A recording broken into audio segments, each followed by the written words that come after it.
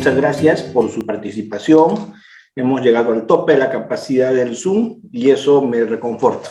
Gracias a Audiápolis por esta cordial invitación. Y bueno, vamos a tratar de abordar la temática que nos han pedido para la ocasión, que tiene que ver con los delitos sexuales, poniendo especial énfasis, poniendo especial atención en el delito de violación sexual de menor. ¿De acuerdo? Vamos a trabajar, finalmente vamos a aterrizar en el tema de violación sexual de menor.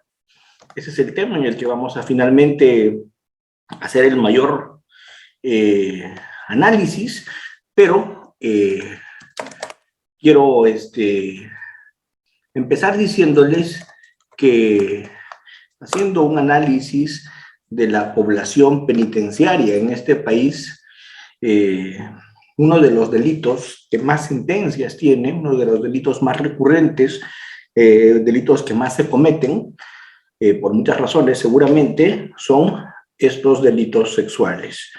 Estos delitos sexuales son delitos que tienen una incidencia bastante importante y hay que un poco conversar respecto de este tema.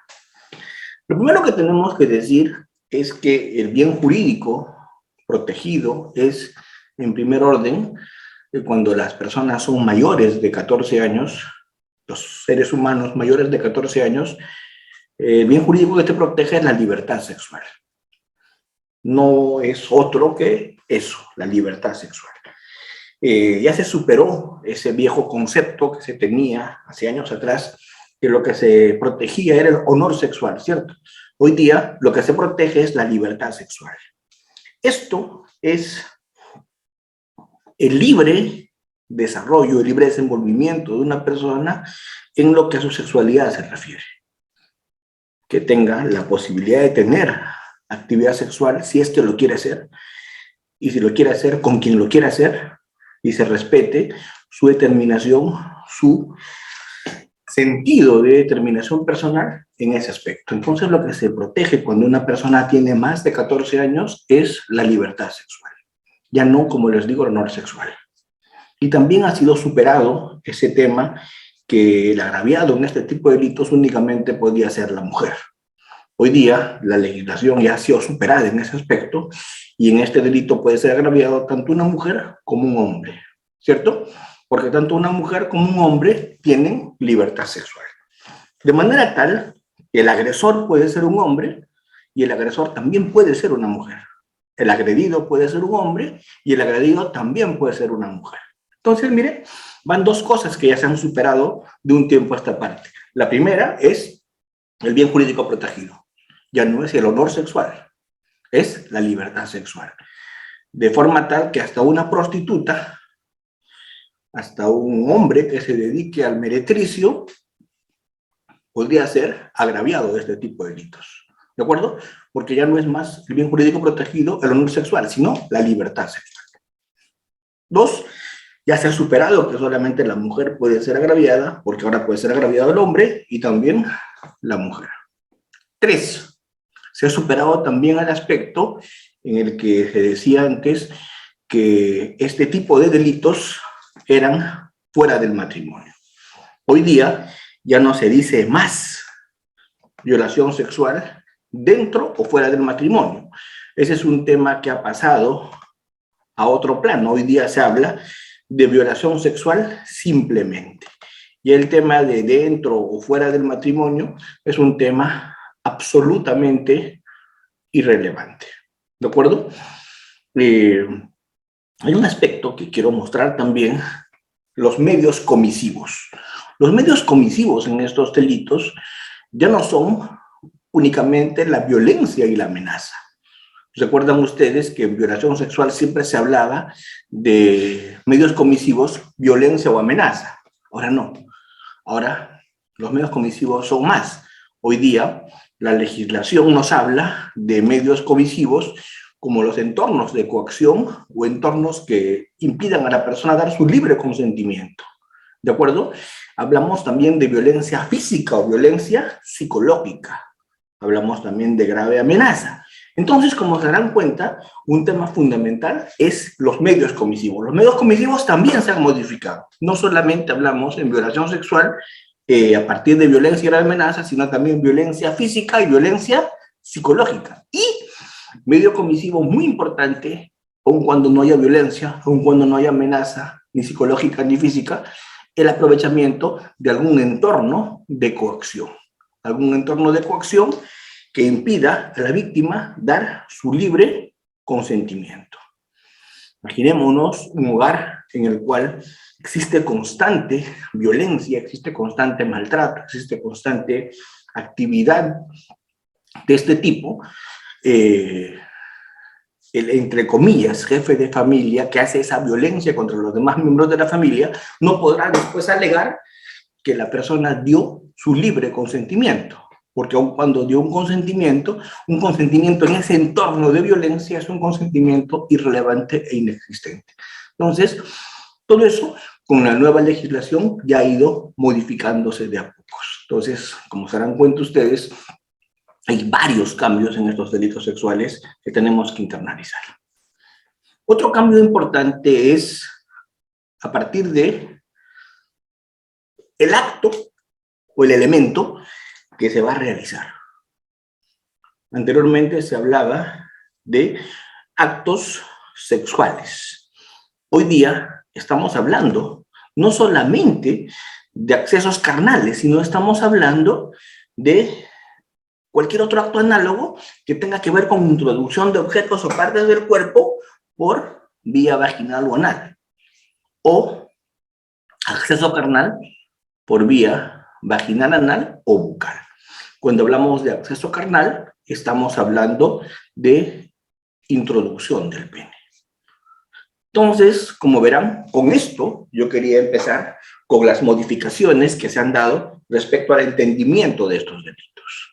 Esto es lo primero que tenemos que entender en estos delitos, que ya no es un hombre o una mujer, sino una persona, ya no es honor sexual, es libertad sexual, ya no es únicamente violencia o amenaza, es violencia, amenaza, violencia física, violencia psicológica, aprovechamiento de entornos de coacción como medios para violentar la libertad. Ya no es dentro o fuera del matrimonio, ahora es irrelevante el tema del matrimonio, porque puede haber violación incluso dentro del matrimonio. Habrán visto ustedes un caso bastante mediático de un cantante de cumbia que hoy día está preso, ¿cierto? Con prisión preventiva y esperando seguramente una condena definitiva, porque ya le han hecho una condena en primera instancia y está esperando una condena definitiva por un tema de violación sexual dentro del matrimonio. Entonces son situaciones que ya han cambiado en este tipo de delitos que nos ameritan la conversación, la discusión el día de hoy. Entrando ya en los delitos de violación sexual, en agravio de menores de edad, en agravio de menores de 14 años, ya el tema ha generado una modificación también muy importante. Esto es, el sujeto pasivo de estos delitos es menor a 14 años. Cuando hablamos de violación sexual de menor, estamos hablando de alguien que tiene menos de 14 años. Y cuando alguien tiene menos de 14 años, ¿qué significa? Cuando alguien tiene menos de 14 años significa que siempre que tiene actividad, accesos carnales o análogos, siempre que realice este tipo de actividad, va a ser considerado violación sexual. Porque a partir de los 14 años recién se adquiere libertad sexual. Quiere decir que debajo de 14 años no se tiene libertad sexual, sino indemnidad sexual. El bien jurídico que se protege, el bien jurídico protegido cuando una persona tiene menos de 14 años, no es la libertad sexual. Porque un menor de 14 años no tiene. Un menor de 14 años no tiene libertad sexual. Un menor de 14 años tiene indemnidad sexual. ¿Qué quiere decir eso? Que no tiene el derecho de dar consentimiento, para tener relaciones sexuales. Cualquier actividad de acceso carnal o análogo va a ser considerado en estos casos violación sexual. Va a ser considerado violación sexual. Porque menos de 14 años no tienes libertad sexual, lo que tienes es indemnidad sexual. ¿Y por qué?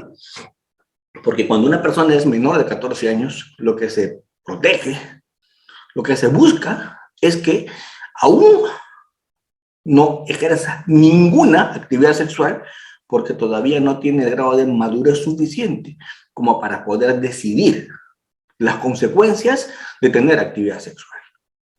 Como ustedes bien saben, tener actividad sexual seguramente implica alguna situación de riesgo que los menores todavía no saben administrar. Las situaciones de riesgo que implican las actividades sexuales, además del contagio de enfermedades, además de embarazos no deseados, además de afectaciones o traumas psicológicos que se pueden generar a partir de burlas en este tipo de actuaciones, es que se quiere mantener intacto el desarrollo de la personalidad en este aspecto. Se quiere que las personas maduren sexualmente para que a partir de esa su madurez puedan decidir libremente si tienen o no relaciones sexuales. Pero repito, la libertad sexual en el Perú se tiene a partir de los 14 años. ¿Estamos? Debajo de 14 años, lo que se tiene es indemnidad sexual. Debajo de 14 años, lo que se protege es la no agresión, la intangibilidad. Doctor, ¿y si el menor de 14 dio su consentimiento, es un atenuante? No, señor. Doctor, si el menor de 14 años convive con la persona, no, señor. Doctor, si el menor, no, señor. Debajo de 14 años se entiende violación sexual. Doctor, y si la persona tiene 13 años, 11 meses y 29 días, como me preguntan allí, lamentablemente, la presunción que establece la norma es una presunción jure de jure. ¿Qué quiere decir eso? No admite prueba al contrario. Se presume, según la ley, sin admitir prueba de contrario, presunción jure de jure, que una persona menor de 14 años no ha madurado sexualmente. Y se presume sin admitir prueba en contrario, que una persona que tiene más de 14 años sí ha madurado sexualmente. Presunción que tal vez es absolutamente discutible. Presunción que es absolutamente criticable. Presunción que no admite excepciones. David me pregunta si esto admite excepciones en el chat y le digo no admite excepciones. Doctor Almanza, pero en teoría pueden haber menores de 14 años que tienen más madurez sexual que alguien de más de 14, sin duda. Y pueden haber mayores de 14 años que tienen menos madurez sexual de gente que tiene 13, sin duda. Si analizamos caso por caso, con eso nos vamos a encontrar. En la selva, en la costa, en la sierra. Nos vamos a encontrar con personas que tienen 13 años y tienen mucha madurez sexual. Tienen mucha madurez y mucha personalidad. Y se pueden tal vez autodeterminar mejor en cuanto a su persona y su actividad sexual que una persona de 15 o 16. Pero ¿saben qué? Esta presunción es juris et de jure. No admite prueba en contrario. Doctor Hermanos, entonces, ¿cuál es el único tubo de escape a esto? El único tubo de escape a esto es el error de comprensión culturalmente condicionado. El error de prohibición. El error de tipo, me preguntan, es otra cosa. El error de tipo es cuando el sujeto activo desconoce que la persona tiene menos de 14 años. Él cree que tiene 15, pero desconoce pues que tiene 13. Entonces allí se verá si ese error respecto a la edad es vencible o invencible. Y si es un error vencible, se entenderá, como el código dice, el error de tipo vencible castiga la conducta como culposa y el error de tipo invencible excluye responsabilidad. y en este caso, aun cuando se vea que el error de tipo es vencible porque él con esfuerzo hubiera podido lograr saber la edad de la víctima, aun cuando en ese caso, como no hay violación culposa, igual la conducta, como no hay violación culposa, igual la conducta terminará siendo absuelta, ¿no? ¿De acuerdo? Porque no hay violación culposa. Entonces, es el error de tipo, pero el error de tipo es otra cosa. El error de prohibición es distinto. En el error de prohibición, la persona desconoce que está prohibido en el Perú tener relaciones sexuales. La persona no conoce esa prohibición de tener relaciones sexuales con menores de 14 años. Eso es el error de prohibición. Y el error de comprensión culturalmente condicionado es el error del que me están hablando ustedes, que es aquel error en algunas tribus, en algunas comunidades, donde las niñas, a partir de que menstruan, tienen ya pareja. Y cuando tienen pareja, como dirán ahí en el chat, tienen 13 años y hasta ya tienen hijos, ¿verdad? Tienen 13 años y hasta ya tienen hijos. Muy bien. Sobre este tema, lo que estoy haciendo en estos primeros minutos es presentándoles el panorama, presentándoles la situación. Luego vamos a entrar en una posición un poco más crítica, bastante más crítica, seguramente. ¿De acuerdo? Una posición bastante más crítica. Entonces, ¿cuál es la primera conclusión que vamos a arribar en esta noche respecto a los delitos de violación sexual de menor? La primera conclusión es que estos delitos parten de una presunción jure de jure. ¿Qué quiere decir? Que no admite prueba en contrario. ¿Y qué dice esa presunción jure de jure? Dice que si tiene menos de 14 años, no ha madurado lo suficiente como para dar su libre consentimiento. Si tiene menos de 14 años, 13 años, 11 meses, 29 días, 23 horas, 59 minutos, no ha madurado lo suficiente como para dar su consentimiento a tener relaciones sexuales. Esto quiere decir no tiene libertad sexual, lo que tiene es intangibilidad, indemnidad sexual. Primera conclusión. 14 años, 0 segundos, en ese momento adquirió libertad sexual. ¿Por qué? Porque la ley presume, sin admitir prueba en contrario, que en ese minuto ya tiene libertad sexual que en el minuto anterior no lo tenía. Ya maduró en ese minuto, ¿verdad? Lo cual es un absurdo, ¿cierto? Porque se debería analizar caso por caso. ¿De acuerdo? Se debería analizar caso por caso. ¿Y por qué les digo esto? Porque ¿saben ustedes cuál es la pena en violación sexual de menores de 14 años? La pena que establece la ley para menores de 14 años es cadena perpetua. No interesa si la víctima tiene 1 año de edad o la víctima tiene 13 años, 11 meses, 29 días, 23 horas, 59 minutos, no interesa eso.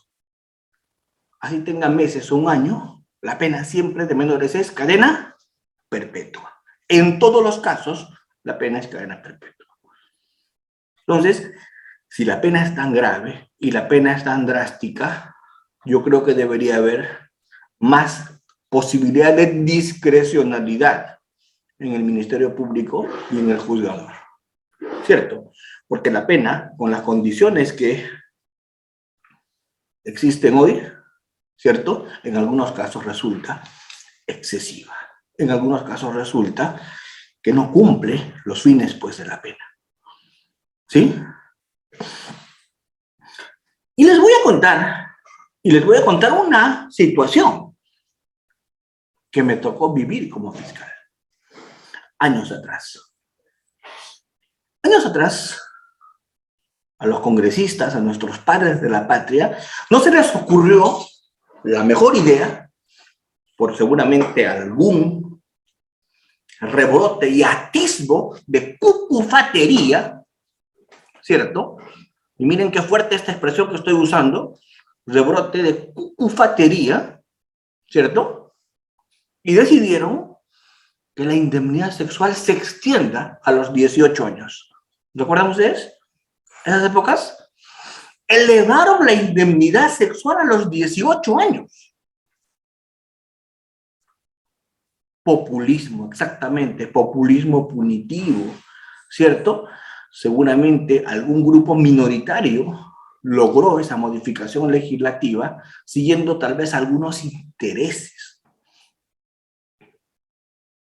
religiosos, culturales, sabe Dios. Pero lo lograron y subieron a 18 años el tema de la indemnidad sexual.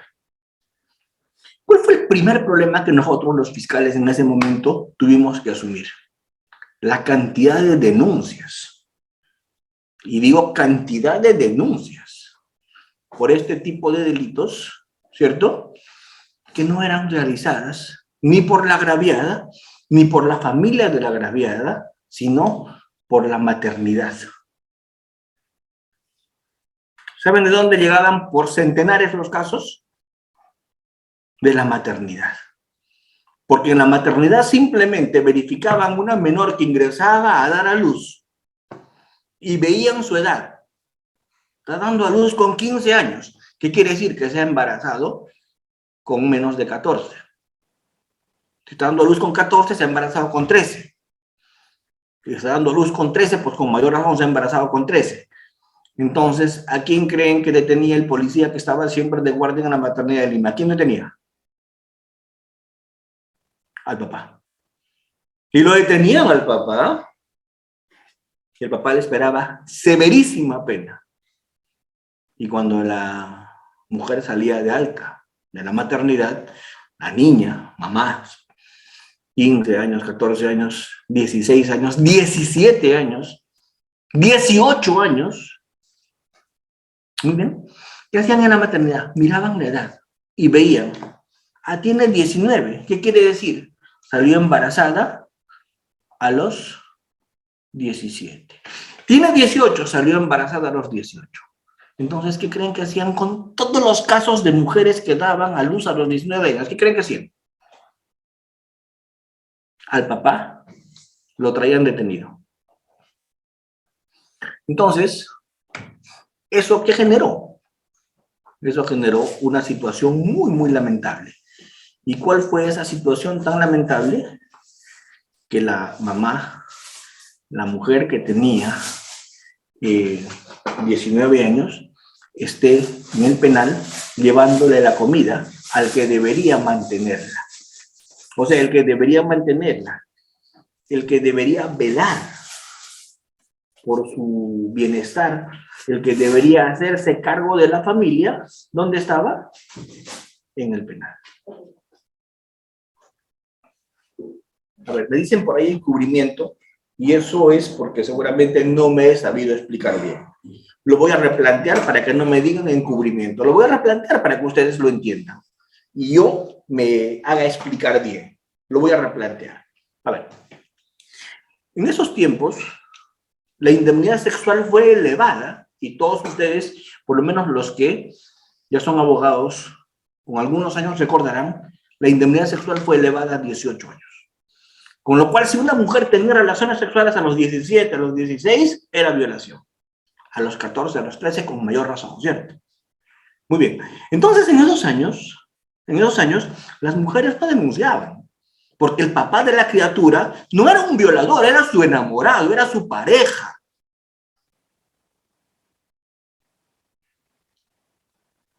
Y el papá de la criatura era su pareja, era su conviviente, porque las chicas convivían cuando tenían 16, 17 años. Y el papá de la criatura era su pareja. Pero cuando ellas daban a luz, su pareja era encarcelado. Y estaba esperando una pena de 25 años en ese tiempo.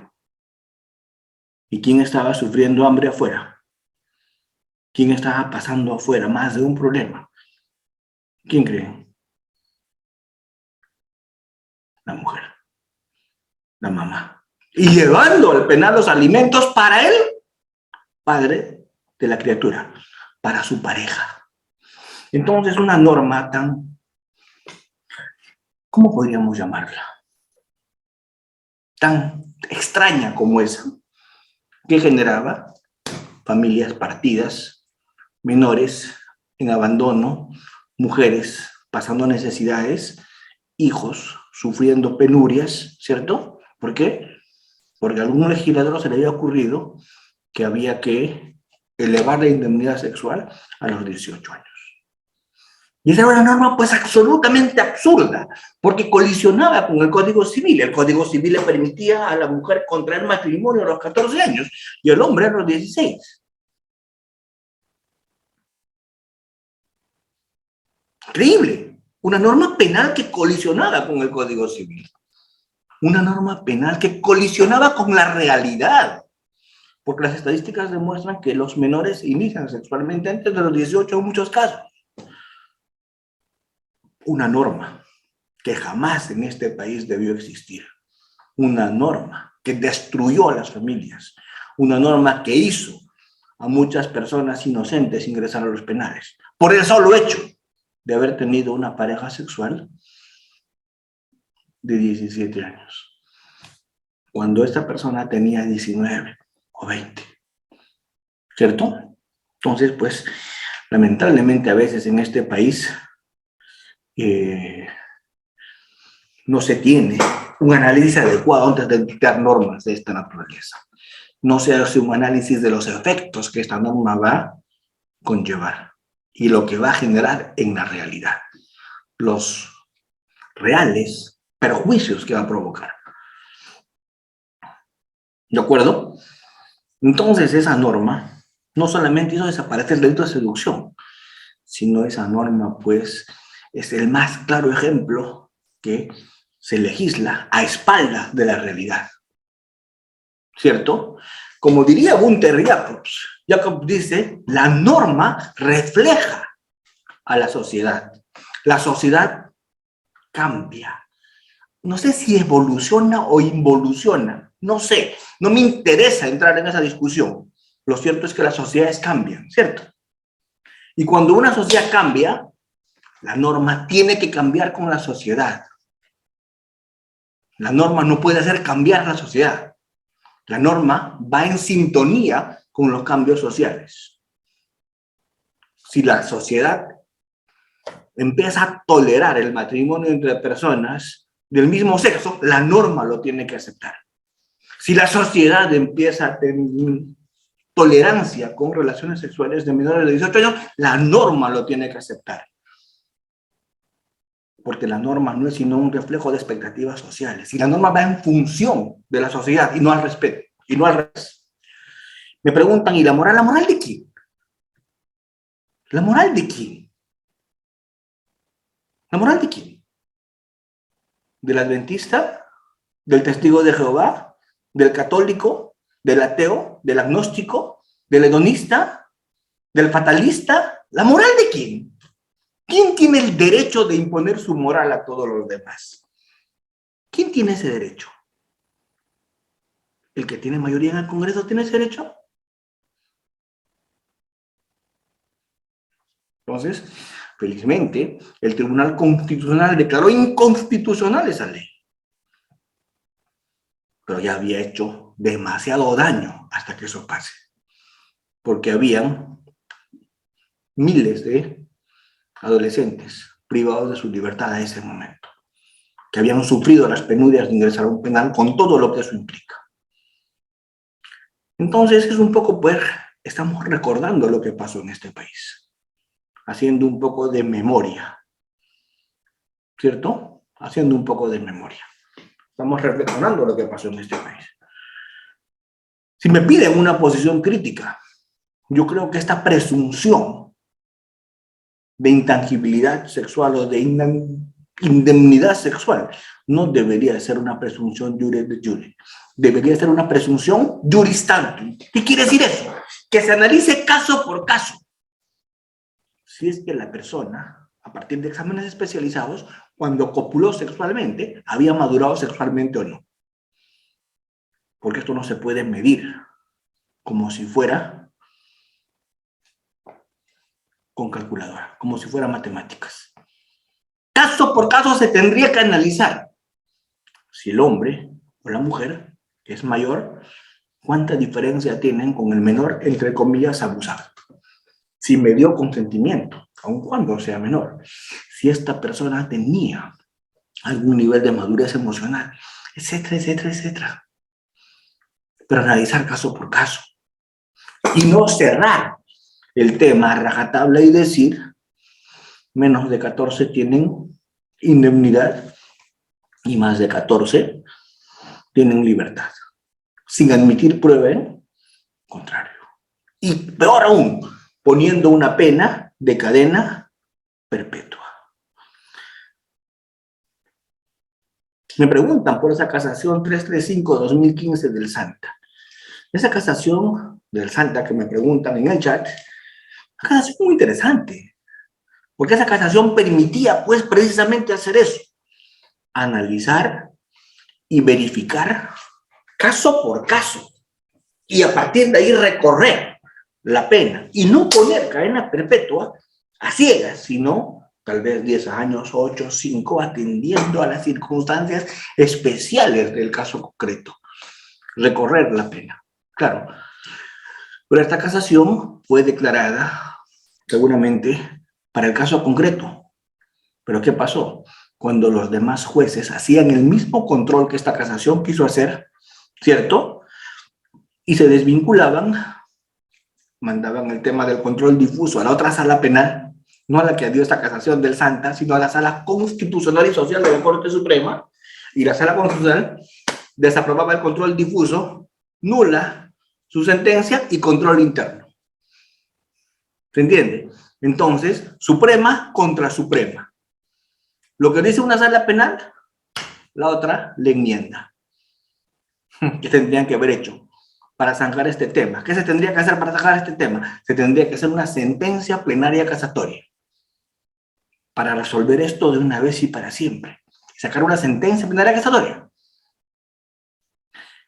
Lo que pasa es que un acuerdo plenario tampoco hay.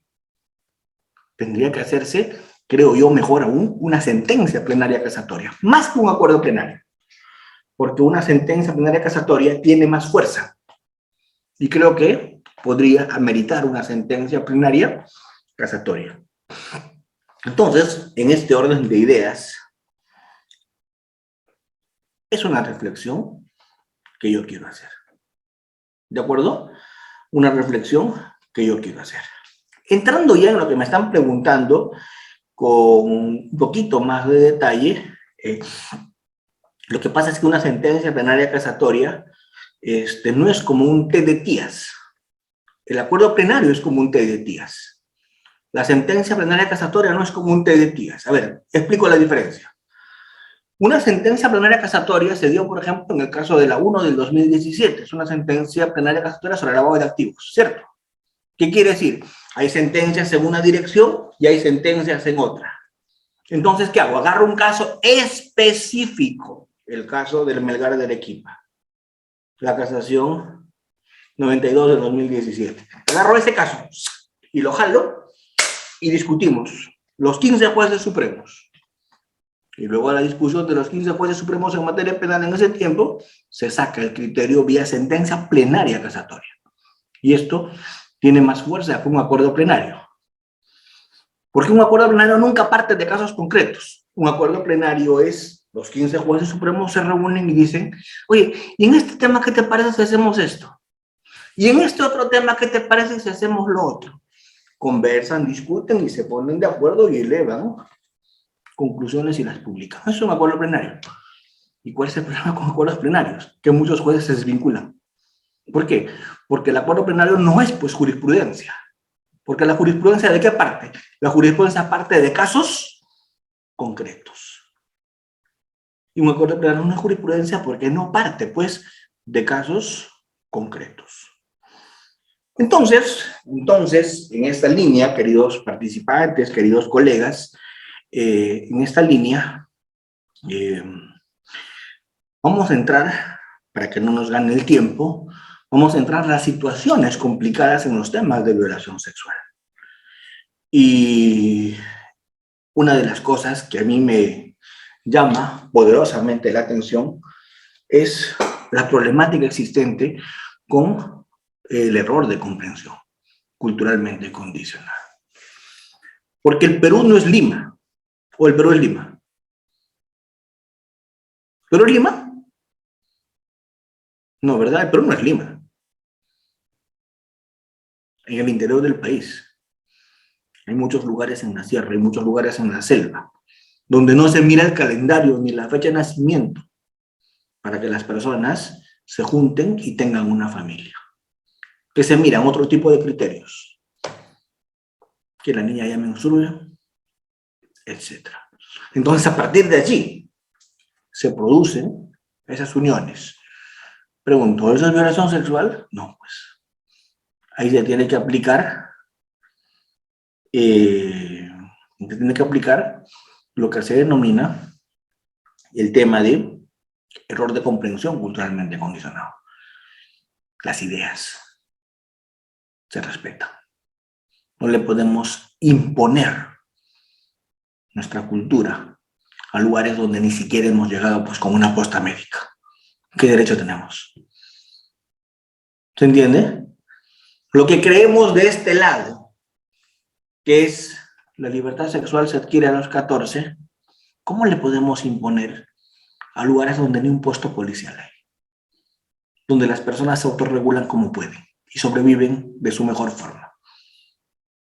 Entonces, en esos lugares se tiene que respetar pues, sus creencias, su ideología, su forma de actuar, su derecho consuetudinario, que es muchísimo más fuerte que cualquier norma del otro lado. Eso en cuanto al tema del error de comprensión culturalmente condicionado. Pero ahí no termina el tema. Ahí viene el tema del error de prohibición. Cuando estamos hablando del error de prohibición, ¿a qué nos estamos refiriendo? Al desconocimiento de la prohibición por parte del sujeto activo. Yo recuerdo mucho un caso de cierto turista que llegó al Cusco, tipo tenía creo que 19 o 20 años, se fue a una discoteca y se conoció con una señorita que tenía 13. Bebieron, fumaron sus porros de marihuana y se fueron al hospedaje del señor, de turista. La mamá buscó a la señorita y como no la encontró, preguntó a las amigas y las amigas le dijeron se fue con un gringo a un hotel y el hotel está. La mamá con la fiscalía, con la policía llegaron al hotel, se metieron y lo encontraron al tipo. Y cuando al tipo se le preguntó, lo que siempre se le pregunta, ¿cómo conoció a la agraviada? En la discoteca. ¿Qué hicieron? Bebimos, fumamos marihuana. ¿Qué más hicieron? Bueno, fuimos al hotel. ¿A qué? A tener sexo. Así, sin más. ¿Usted sabía, señor, la edad de la víctima? Sí, señor. ¿Qué edad tenía la víctima? 13 años. 13, señor, 13. O sea que todos ahí consternados. Y este tipo estaba con abogado. Y con su abogado al costado estaba diciendo que tenía 13 años, el menor. Entonces todos estábamos consternados. Este tipo quiere que su cliente se vaya con cadena perpetua. ¿Cómo es el tema, cierto? 13, señor. Y sabiendo que tiene 13, ¿usted se ha ido al hotel? Sí. ¿Por qué? Porque a los 13 años las mujeres tienen libertad sexual. ¿De dónde ha sacado eso? Le preguntamos. ¿Y sabe lo que nos respondió? Mi país. Yo soy noruego. Y en mi país la libertad sexual es a los 12. Y acabo de llegar hace 2 días al Perú. No me había enterado que era 14. ¿Cierto? Bien jugado, ¿verdad? Bien jugado. Bajamos de internet el Código Penal de su país y terminó la discusión. ¿Cierto? ¿Cómo se llama eso? ¿Error de qué? Error de prohibición. Error de prohibición. Punto. Se acabó. Error de prohibición. El tipo desconocía la norma, ¿no? Recién había llegado. Doctor, error de prohibición. Sí, pues error de prohibición. Invencible, invencible. Pero ¿cómo vas a ver en un día? ¿Cierto? Error de prohibición, invencible. Chao. ¿De acuerdo? Chao. Lo que es más recurrente no es el error de prohibición. Lo que es más recurrente es el error de tipo. ¿Y qué es el error de tipo? El error de tipo es la ausencia de dolo. ¿Qué es el dolo? El dolo es el conocimiento. Actúa con dolo en materia penal alguien que conoce lo que hace. Actúas con dolo cuando conoces lo que haces. ¿Cierto? ¿Qué es el dolo? El dolo es el conocimiento de lo que se hace. Yo actúo con dolo cuando conozco lo que hago. Por ejemplo, en el hurto, ¿cuál es el dolo? Conocer que el bien es ajeno. En el lavado de activos, ¿cuál es el dolo? Conocer que el bien tiene origen ilícito. Dolo es conocimiento de lo que se hace. El dolo es el conocimiento de lo que se realiza.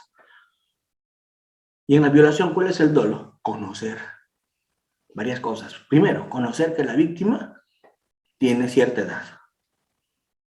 Dos, conocer que la víctima no está dando su consentimiento. ¿Cierto? Eso es el dolo en la violación.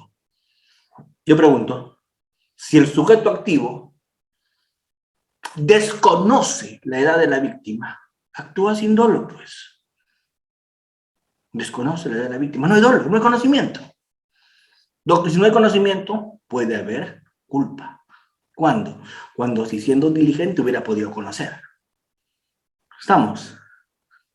Pero como no hay violación culposa, chao. Eso es error de tipo vencible. El error de tipo vencible es el desconocimiento evitable. Pude haber siendo diligente conocido. ¿Cómo probar la versión del desconocimiento? Con muchas razones. Por ejemplo, máximas de la experiencia. Máximas de la experiencia. Y esto se prueba con máximas de la experiencia. Vamos. ¿Qué son las máximas de la experiencia? Las máximas de la experiencia son enunciados fácticos, afirmaciones generalizadas. Lo que normalmente la gente cree. Bajo la fórmula es lo más probable, probablemente, las más de las veces, es lo que generalmente ocurre. Las máximas de la experiencia son generalizaciones. Si hay una discoteca y en esa discoteca piden documentos en la puerta y hay un letrero gigante que dice se prohíbe el ingreso a menores de 18 años, ¿qué me dicen la máxima de la experiencia? Que las personas de adentro deberían tener más de 18 años o no. Y yo pregunto, si conozco a una persona en una discoteca donde solo ingresan mayores de 18 años, ¿qué presumo? ¿Que tiene más de 14 o menos de 14? ¿Ves? Máxima de experiencia cuando una persona tiene algún desarrollo físico. ¿Qué presumo? Que tiene más de 14. Entonces, con esas máximas de experiencia tenemos que evaluar el dolo. Si conoce o no conoce. ¿Cierto?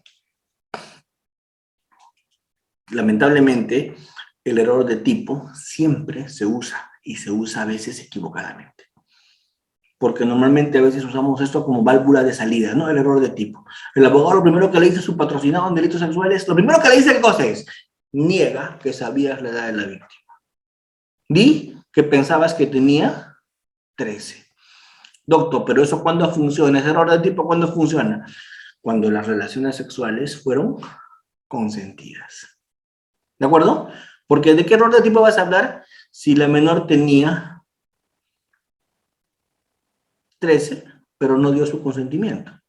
Igual va a ser violación. En todo caso, el error de tipo lo que te va a servir es para que subas a violación de mayor de 14 y tengas una pena menor, pero igual vas a ser condenado.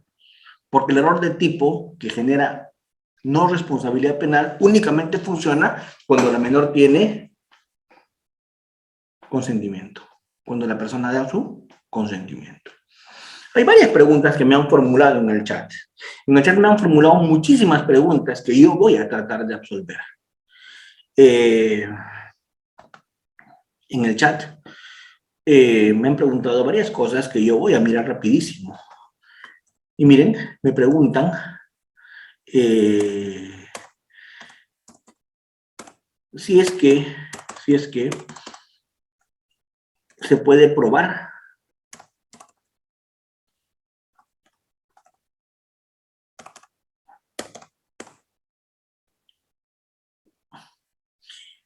si existe violación entre las propias parejas que obligan a tener sexo a sus parejas con violencia. Acá viene un tema. Si puede haber coautoría en violación sexual. Y sí, han habido casos de violación sexual en coautoría, porque ahí vamos a entrar, y un tema que había dejado para el final, pero vamos a entrar porque me lo están preguntando y vamos a entrar a ese tema. Vamos a entrar a la autoría y participación en delitos de violación sexual. Vamos a entrar a ese tema porque me lo están preguntando. Independientemente de cómo me lo están preguntando, igual iba a entrar a ese tema, pero vamos a entrar ya. Vamos. En autoría y participación en delitos de violación sexual, hace más o menos 20 años hubo una tesis que se manejaba que decía que estos delitos sexuales eran delitos de propia mano. ¿Cierto? ¿Qué quiere decir eso? Que solamente el que introducía el pene, el que tenía acceso carnal, el que realizaba la introducción de algún objeto por alguna de las dos primeras vías, ¿cierto? Vagina y ano, solo él podía ser autor de violación sexual. Pero no el que sujeta a la víctima, el que la lleva para que la ultrajen, ese no. ¿Por qué? Porque el delito de violación sexual se decía era un delito de propia mano. Hoy día eso pues ya nadie sigue en el mundo. Eso ya es parte de la historia del derecho penal, el tema de los delitos de propia mano. Hoy día la violación sexual sí admite coautoría, ¿cierto? ¿Y qué admite coautoría? Coautoría admite cuando, por ejemplo, pasa en lo que la compañera, lo que la colega dice. La colega dice algo muy, muy interesante. Dice, ¿qué pasa si su pareja la entrega a otros para que copulen con ella a cambio de algún? Obviamente, él también es coautor del delito de violación. No es cómplice, es coautor, porque ya habría un acuerdo para que se consume el hecho. Y hay varias voluntades y en ejecución están juntos y lo planifican. Eso es coautoría, eso no es complicidad. ¿Cierto? Me pregunta Richard si puede haber omisión impropia en delito de violación sexual. Claro que sí. Yo he conseguido condenas como fiscal en omisión impropia en violación sexual. ¿Cuándo? Cuando la mamá permitió que la menor sea ultrajada por el padrastro. La mamá, ¿qué es? Garante de su hija, ¿cierto? Y si la mamá, siendo garante de su hija, no impide, conociendo que el padrastro está abusando de ella, y omite evitar esos abusos, la mamá no es cómplice de violación, es autora de violación por omisión impropia, en su condición de garante. ¿Me siguen? Es autora de violación sexual en su condición de garante y autora de violación a la mamá por omisión impropia y tiene que irse con cadena perpetua, que es la pena que le corresponde. Y es triste decirles esto, pero muy triste, pero 2 casos yo he tenido así. Y seguramente hay muchísimos casos así, pero 2 me ha tocado ver.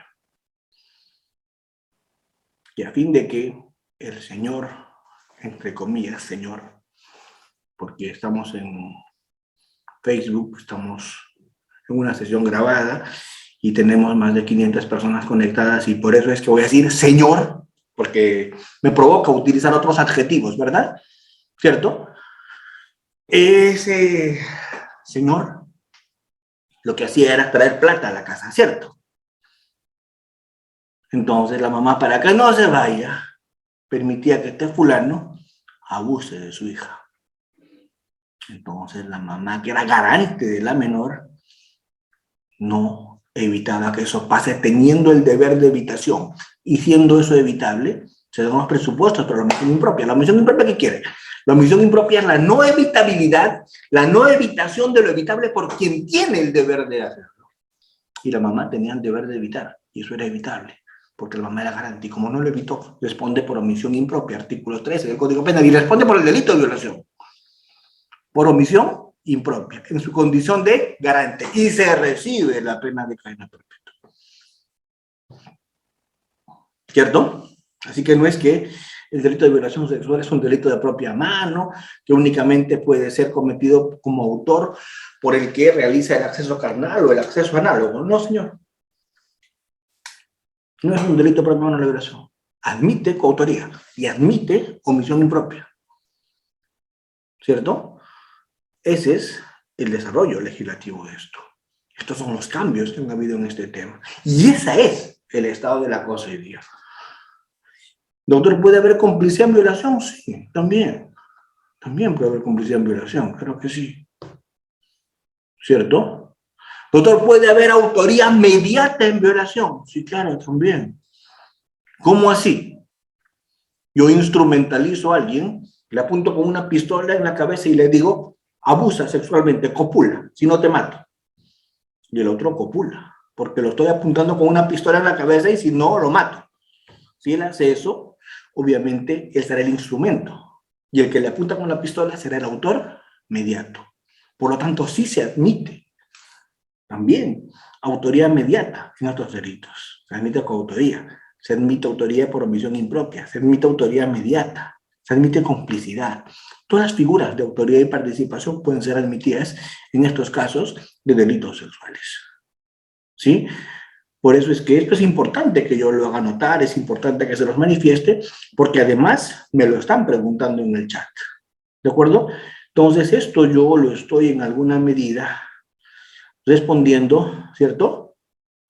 Por el tema de la necesidad de responderles algunas preguntas. A todos los que me envían saludos por el chat, a todos los que me agradecen la participación, al contrario, para mí es un privilegio tener el número de participantes que estamos teniendo hoy día. Para mí es un honor hablar ante tantas personas y para mí es muy importante su presencia. Para mí es importantísimo lo que me están diciendo en el chat ahora que lo estoy leyendo. ¿Puede haber tentativa, me preguntan, en violación sexual? Sí, claro, la violación sexual es un delito que admite tentativa. Sí puede haber tentativa en violación sexual, pero la tentativa es el inicio de ejecución delictiva. No se olviden de una cosa. La tentativa de la violación sexual implica salir de preparación y entrar a ejecución.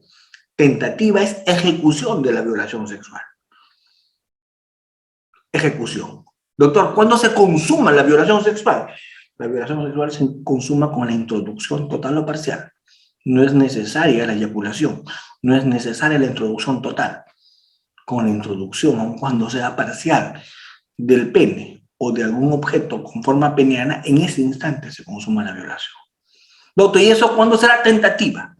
La tentativa será cuando hay actos inequívocos que nos lleven a verificar esta situación. Pero estamos hablando de actos inequívocos. ¿Y cuándo estamos hablando de actos inequívocos? Estamos hablando de actos inequívocos cuando no cabe duda que lo que quiere hacer es violar. Ejemplo, doctor, a ver, ¿qué nos dicen las máximas de la experiencia? ¿Qué nos dicen las máximas de la experiencia? Que para que haya una introducción en la vagina o en el ano, ¿tiene que haber alguna posición o no? Pregunto. ¿O se puede hacer una introducción, un acceso carnal o la introducción de un objeto sin alguna posición en específico? No, ¿verdad? Entonces, ¿qué nos dice la máxima de la experiencia? Si se verifica y se le encuentra a la persona desnudo, poniendo a la persona agraviada, varón o mujer, en cierta posición, eso es acto inequívoco de inicio de ejecución delictiva. Por lo tanto, se le sanciona como ¿qué? Como delito de tentativa de violación. Porque es inequívoco que va a realizar una violación. Doctor, y si solamente le está tocando sus partes, no es tentativa de violación. ¿Por qué? Porque no es inequívoco que la va a violar. Porque aún sigue siendo equívoco que la va a violar. ¿Qué será eso entonces? Actos contra el pudor. ¿Se entiende? Actos contra el pudor. Será otro tipo de delito, pero no será una tentativa o acto inequívoco de violación sexual. De hecho, la tentativa es bien difícil de establecer, porque a veces capturan a las personas cuando están jalándoles de la manito y llevándoles a la menor a algún lugar. Bueno, eso es tentativa, no, eso es secuestro, no está privándole su libertad, pero todavía no podemos hablar de violación, es complicado hablar de violación ahí. ¿De acuerdo? Ese tema del cuando le lleva a un lugar desolado, le quita las prendas, ¿cierto? No, el tema de los tocamientos es un aspecto distinto, es otro tipo penal. El tema de los tocamientos es otro tipo penal, del que no estamos conversando en esta ocasión. Ya estamos hablando únicamente de violación sexual. No hemos entrado al tema de tocamientos hoy día, porque con el tiempo que tengo hoy día, ¿cierto? No se puede realizar. Bueno, me preguntan si los niños pueden cometer esos delitos. El niño no comete delitos. El niño va a cometer infracciones y estas infracciones van a revisarse a nivel de los juzgados especializados en justicias de menores, ¿verdad? Esto no se va a ver a nivel de juez penal porque los menores no cometen delitos, pues ellos son infractores, ¿no? Eso es un tema que creo que queda bastante claro. Me preguntan también por el tema del hombre con hombre o de mujer a hombre. Por supuesto que puede haber violación sexual de mujer a hombre, claro que sí.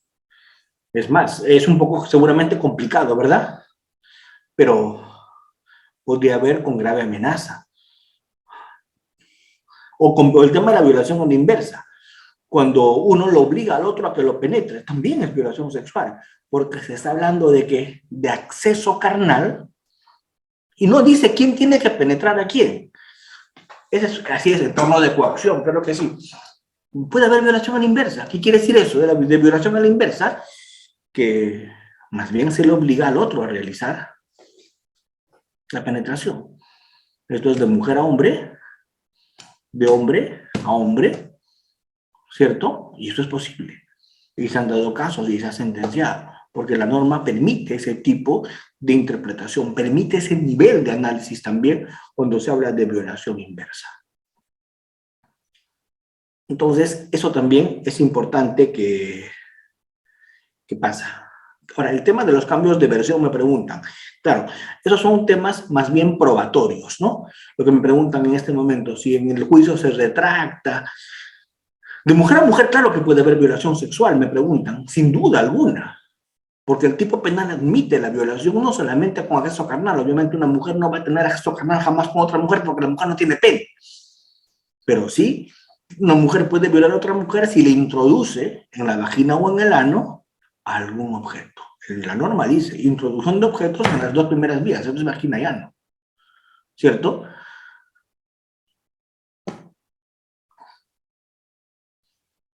¿Puede haber instigación? Claro que sí, puede haber instigación. Autoría inmediata también. José me pregunta si puede haber instigación de autoría inmediata en las dos figuras. A ver, ¿y cuál es la diferencia entre una instigación y una autoría inmediata en violación sexual? Instigación en violación sexual será cuando yo le digo al otro, oye, mira, la verdad es que ya pues, estás quedando. Si va a tu casa, aprovecha y abusa. No, ¿cómo voy a hacer? No, pero hazlo, mira, y lo convenzo. Eso es instigación. ¿De acuerdo? Es más, le pago para que lo haga. Eso es instigación. Le pago para que lo haga, eso se llama instigación. Lo persuado para que lo haga, instigación. Le pago para que lo haga, instigación. Lo determino para que lo haga, instigación. Doctor, y autoridad inmediata, lo obligo a que lo haga. Es autoridad inmediata. En la autoridad inmediata obligas mediante amenaza, mediante coacción. En la instigación no lo obligas, lo determinas con pago, con promesa, con persuasión. Es la diferencia entre la autoridad inmediata en violación e instigación. En la instigación hay recompensa, hay persuasión. En la autoridad inmediata hay engaño y amenaza y coacción. ¿De acuerdo? Lo que pasa es que los beneficios sexuales han sido casi reducidos a cero. Por lo tanto, en este país nuestras leyes están al revés. Sin este tipo de delitos no se admiten beneficios, ¿cierto? ¿Quién va a negociar? ¿Y eso qué genera? Eso genera impunidad. Porque en muchos casos que podrían haber terminado con negociación, ¿cierto? Al llevarse a juicio, corre el riesgo de que terminen con sentencias absolutorias. Claro. Esa ley 30.838, esa ley ha generado muchísimos problemas. Y también, claro, hay algunas ventajas de esta ley, ¿no? Algunas cosas simpáticas también tiene esta ley. Esta ley, por ejemplo, el que me preguntan, esta ley tiene que el actio libera in causa ya no funciona en delitos de violación sexual, ¿cierto? Ya no funciona como opción, ahora funciona como obligación. ¿Qué quiere decir eso? Si el agente estaba en estado de ebriedad cuando cometió el hecho, eso es agravante en violación y no eximente. ¿Estamos? El acto de libera in causa en delitos de violación sexual se ha convertido en una figura agravada. Respondamos las últimas. ¿De mujer a hombre puede haber violación? Sí, claro. ¿Qué sucede en los casos donde el menor que asume las relaciones sexuales con naturalidad? Bueno, el menor puede dar su consentimiento, pero les dije, debajo de 14 años no hay consentimiento válido, ¿cierto? En tocamientos la pena es mucho menor, los beneficios se han eliminado casi, ¿cierto? La retractación de la sindicación opera mucho, y esa sindicación que inicialmente se dio opera mucho por una razón, y opera mucho por la gravedad de las penas. Cuando las penas son graves, como en los casos de violación sexual, ¿cierto? Se denuncia en ocasiones, pero cuando ven que la pena va a ser cadena perpetua, y ven la gravedad de la pena, la misma familia presiona para que a veces las partes agraviadas vayan al juicio y cambien de versión. Pero aún se cambie de versión en delitos de violación sexual, el juez puede valorar, ¿cierto? Y el fiscal puede perseverar en la imputación aun cuando existan cambios de versión, porque se puede llegar a acreditar no solamente con la declaración de la menor. Daniela Vázquez me pregunta, si es que la violación tiene como pena menos de 10 años. No, olvídate de las edades. Menos de 14 años siempre la pena es cadena perpetua. Menos de 14 años siempre la pena es cadena perpetua, siempre. ¿De acuerdo? Una mujer puede violar a un hombre introduciéndose el pene de este en su propia vagina en un acto de fuerza contra él. Complicado, Andrés, pero sí le podría hacer que tome Viagra y obligarlo a que la penetre, ¿cierto? Se me ocurre, ¿no? Porque conseguir la erección de un hombre no creo que sea nada sencillo si este no está dispuesto, ¿verdad? Y los caballeros no me dejarán mentir, son máximas de la experiencia, ¿sí o no, colegas? ¿Cierto? ¿Verdad? Si el menor tiene una conducta sexual precoz, ¿sería error de tipo o error de prohibición? No, sería error de tipo si es que la gente desconoce la edad. Y sería error de prohibición si es que él no sabe que la violación está prohibido. La conducta sexual precoz no es un tema que tenga mayor relevancia. ¿Ven? Entonces, como ustedes se podrán dar cuenta, estos temas de delitos sexuales son temas bastante controvertidos, ¿cierto?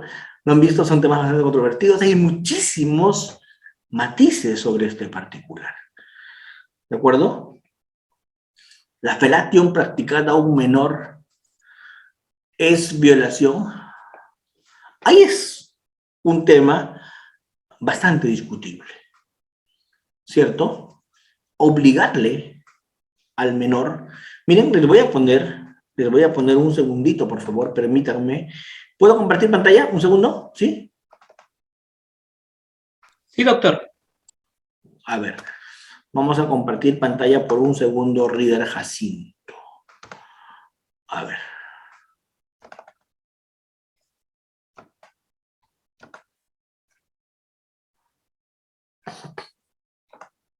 Muy bien. Vamos a compartir pantalla para que ustedes miren. Acá está. ¿Se ve? ¿Se lee? ¿Ven las PPTs? Sí. Ya miren, esta es una transcripción de la norma con la modificación de la ley 30.838. Como verán, el tipo penal ha cambiado. Lo que yo les había dicho. Ya no se habla solamente de violencia y amenaza como antes, ahora se habla de violencia psicológica o física. No solamente se habla de amenaza grave, sino además de aprovechamiento de un entorno de coacción o cualquier entorno que impida a la persona dar su libre consentimiento. ¿De acuerdo? y luego se habla de acceso carnal. Acceso carnal es introducción del pene en la vagina, o el ano, o en la boca, o dice realización de cualquier otro acto análogo con introducción de un objeto o parte del cuerpo de dos objetos por alguna de las dos primeras vías. Esto es vagina o ano. Introducción de un objeto en la boca no es violación. Introducción de un dedo en la boca tampoco es violación.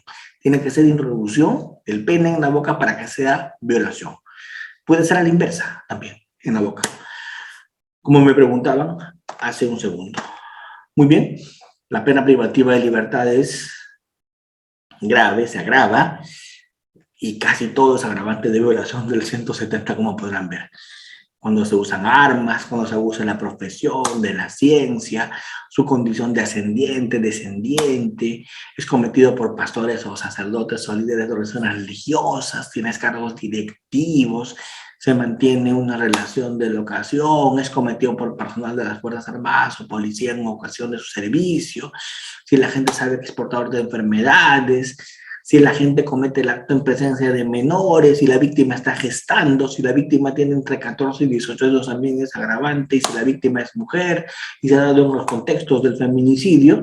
Y esto que les decía, la acto libre en causa positivizada, si el agente actúa en grado de alcohol en la sangre, más de 0.5 es violación agravada. 171 es violación de una persona a la que se le ha puesto una incapacidad de resistir, se le pone incapacidad de resistir y se le abusa. Violación también agravada, porque se le puso incapaz de resistir y se le abusó. Se le pone una pepa, se le duerme y se abusa. Y violación es violación de una persona a la que se le encontró en incapacidad de resistir. A una persona que tiene alguna alteración mental, alguna persona que tiene alguna anomalía psíquica o que se encuentra simplemente en incapacidad de resistir. Si le encuentra así, se abusa, es también violación agravada con el 172. Y con esto termino. La violación sexual de menor. Como verán, el artículo es muy sencillo. El que tiene acceso carnal por vía vaginal, anal o bucal, o realiza cualquier otro acto análogo con introducción de objeto aparte del cuerpo por alguna de las dos primeras vías, con un menor de 14 años, será reprimido con cadena perpetua. ¿Ven? Así de simple. La norma no me hace mayor comentario en violación de menor. La norma no me hace. Así tenga convivencia con el imputado. Si tiene menos de 13 es violación. Tendrías que alegar error de tipo, error de comprensión, tendrías que alegar algún supuesto de esos. ¿Cierto? Me preguntan, a ver, respondamos algunas preguntitas más antes de terminar. Una 13, una menor de 13 con uno de 18 que son enamorados y son relaciones con consentimiento, no debería haber, pues en esos casos, una pena de cadena perpetua. Esa es mi gran lucha. Yo creo que en esos casos el enamorado tiene 18 y la menor tiene 13 y tienen relaciones sexuales. Yo creo que eso se tiene que analizar con otro tipo de criterios, ¿cierto? Y no poner a rajatabla cadena perpetua, ¿no? ¿Cierto? Entonces, todo eso creo que tenemos que analizar y tenemos que replantear. El menor, que ya les dije, el menor no comete cadena perpetua, el menor comete una infracción y le aplican medidas socioeducativas. Si la mujer se introduce el miembro vital de su vagina cuando uno está borracho contra su voluntad, ¿el varón es delito o no? Mariana. Bueno, claro que sí, ¿no? O sea, ahí estás tú inconsciente por el alcohol, no estás en condición de consentir y la mujer se aprovechó. ¿Qué tal imaginación? ¿Qué tal imaginación? Sin duda sin duda, me he quedado impresionado con ese ejemplo. Podría pasar sin duda. Podría pasar sin duda. ¿De acuerdo? Muy bien. La fellatio practicada a un menor es violación. Sí, claro, la fellatio practicada a un menor es violación. Claro que sí. Claro que sí. Muy bien, doctores. Como se han dado cuenta, este tema es muy amplio. Hay muchísimos aspectos. que podríamos discutir, pero la hora es ingrata. Mañana tenemos que trabajar. Terminación anticipada sí puede haber, no está proscrita la terminación anticipada, lo que está limitado son los beneficios. Y el tema de los beneficios es importante, pues ¿quién quiere negociar una terminación si no va a haber beneficios? ¿Cierto? Bueno, cuando se tiene una sesión como la que hoy día he tenido el honor de llevar con ustedes y se tiene el tiempo que tenemos nosotros más o menos para hacer esta ponencia, para hacer esta exposición, para presentar este tema, lo que se trata es de saltar y soltar el bichito, poner las preguntas, plantear la problemática, ¿cierto? Comentar las situaciones complejas. De eso se trata. Y cuando eso se pone sobre el tapete y sobre la mesa, a todos ustedes, la idea de una sesión como esta es que se motiven. ¿Se motiven a qué? A seguir leyendo, a seguir buscando y a seguir investigando. Porque como les digo, eso es el único propósito de una sesión como esta. Motivarlos, despertarles el interés, despertarles la curiosidad, facilitarles algunas situaciones problemáticas para que a partir de ahí ustedes profundicen. ¿De acuerdo? Ese tema es el único que he aspirado seguramente a hacer hoy día. Jamás mi aspiración va a ser agotar un tema tan complejo como el de la violación sexual de menor en una sola sesión. Eso no es posible. Pero por lo menos creo que he tratado en la medida de mis posibilidades de dejar planteado el tema. ¿De acuerdo? Muchísimas gracias y espero que Reader Udiápolis me pueda invitar nuevamente para seguir discutiendo, para seguir conversando de estos interesantes con ustedes.